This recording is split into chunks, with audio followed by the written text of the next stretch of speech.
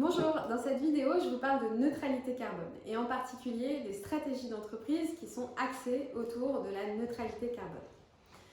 Je vous en parle parce qu'il y en a de plus en plus, on est amené à lire de plus en plus de reporting sur la neutralité carbone des entreprises et honnêtement, c'est pas toujours facile de se repérer dans toutes ces stratégies, tous ces univers, etc.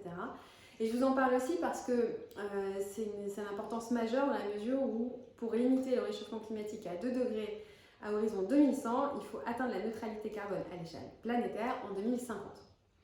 Donc dans cette vidéo, je vais vous expliquer ce qu'est la neutralité carbone et je vais préciser 2-3 définitions qui sont importantes pour se repérer. Et puis ensuite, je vous donnerai les 3 piliers d'une stratégie d'entreprise qui s'oriente vers la neutralité carbone et une stratégie qui est cohérente.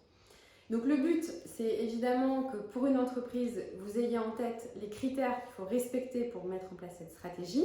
Et puis pour les analystes financiers, vous aurez en tête les critères qu'il faut aller regarder dans tous les reportings pour analyser toutes ces politiques.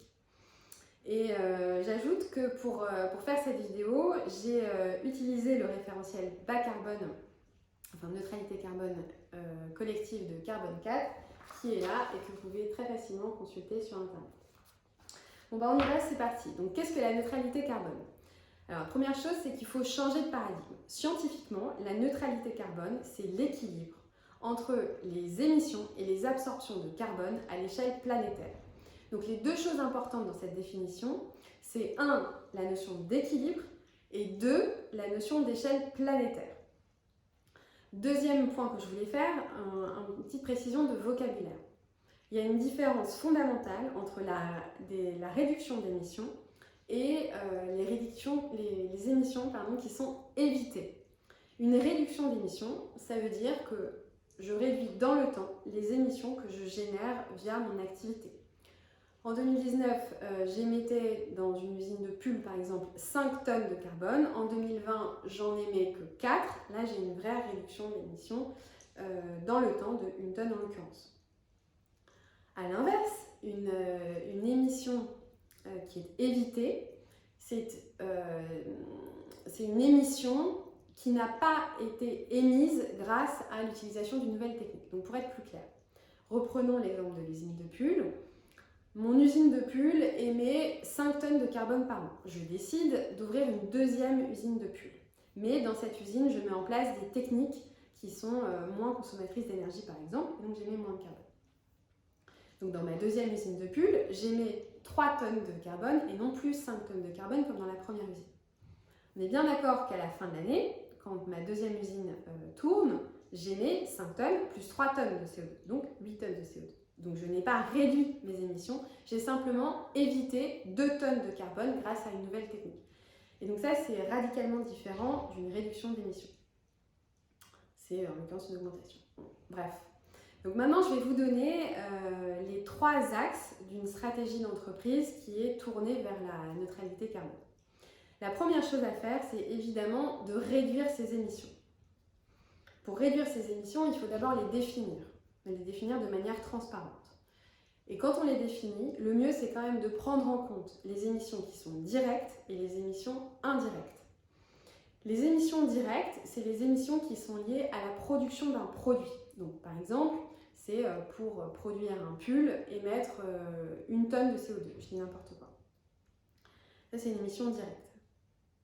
Ensuite, les émissions indirectes, c'est toutes les émissions qui vont être émises par le magasin qui va vendre le pull et par exemple le client qui va venir chercher le pull dans le magasin. Et donc, avoir une politique consistante de neutralité carbone pour une entreprise, c'est prendre en compte à la fois les émissions qui sont générées par la production du produit et l'utilisation finale du produit et toutes les parties prenantes en fait qui sont insérées dans cette chaîne de valeur. Donc voilà, donc premier pilier, réduire ses émissions directes et indirectes. Et inscrire un objectif de réduction d'émissions qui s'inscrive dans un cadre global de réduction des émissions. C'est-à-dire qu'il faut mesurer en fait sa contribution à la réduction mondiale des émissions pour la mettre en perspective. La deuxième chose à faire, le deuxième pilier d'une stratégie d'entreprise cohérente, c'est de réduire les émissions des autres. Parce que, encore une fois, la neutralité carbone, elle ne s'analyse pas chez soi, elle s'analyse en fait à l'échelle planétaire. Et comment on fait pour réduire les émissions des autres? La première chose, c'est qu'on commercialise des solutions à bas carbone. Donc typiquement, ça va être un pull qui va être en laine et pas en plastique, si je prends un exemple caricatural, pour réduire les émissions générées à travers l'utilisation du produit final, en l'occurrence le pull. Et puis, ça va être financer des projets de réduction de carbone chez les autres, en dehors de sa chaîne de valeur. Donc pour mon usine de pull, ça va être financer des projets de réduction de consommation d'énergie dans une autre industrie. Par exemple, une société qui produit des radiateurs ou quelque chose qui n'a absolument rien à voir. C'est sa contribution à la neutralité carbone planétaire. Et ça doit être inscrit dans sa politique.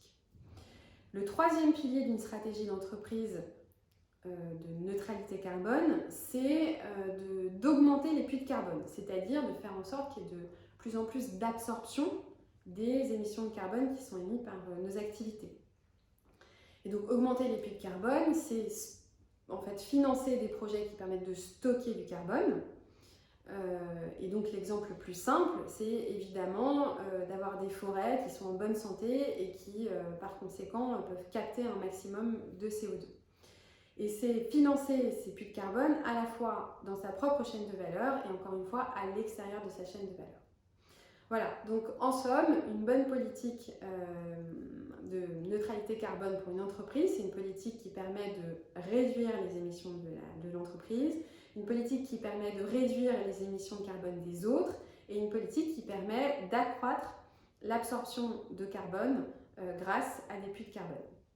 Et donc en conclusion, finalement ce qu'on comprend en lisant le référentiel bas carbone, c'est que une entreprise n'est pas neutre en carbone et elle ne sera jamais neutre en carbone. De toute façon, c'est un processus qui doit s'analyser dans le temps. Une entreprise, elle contribue à la neutralité carbone planétaire.